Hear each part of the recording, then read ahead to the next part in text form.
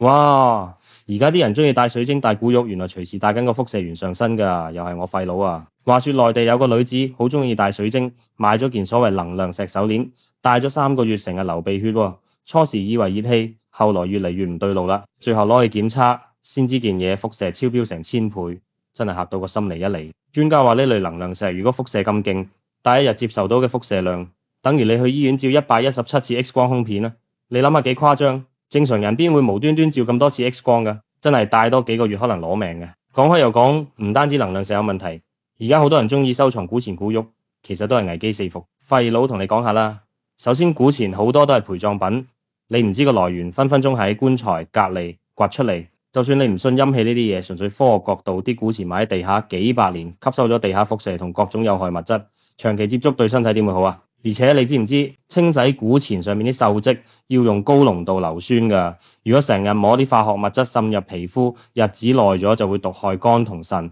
真係唔講得笑啊！至於古玉同其他古董珠寶，好多都係從骷髏堆裏面掹出嚟，唔單止有輻射問題，仲可能有細菌同病毒。廢佬聽過最恐怖係盜墓最嚴重嘅東三省，有啲古錢商一個人就有50萬枚古錢，你話幾誇張啊？當然有啲人好硬頸話唔信呢啲嘢啦，但係純粹用科學解釋，任何嘢埋喺地下耐咗都會有輻射，年代越耐輻射越多，加上如果係陪葬品，真係陰氣重重，廢佬就唔敢搏啦。最後咧，醒大家幾招自保方法：第一，唔好買來源不明嘅飾物，尤其係價錢異常平嘅；第二，戴完如果出現皮膚敏感或者頭暈，即刻除低同去睇醫生；第三，對住啲聲稱有特殊能量嘅產品，真係要查清楚先好戴。另外，註冊營養師話，平時可以食多啲抗輻射食物，例如番茄、藍莓、菠菜、羽衣甘藍呢啲高抗氧化食物，幫身體排走毒素。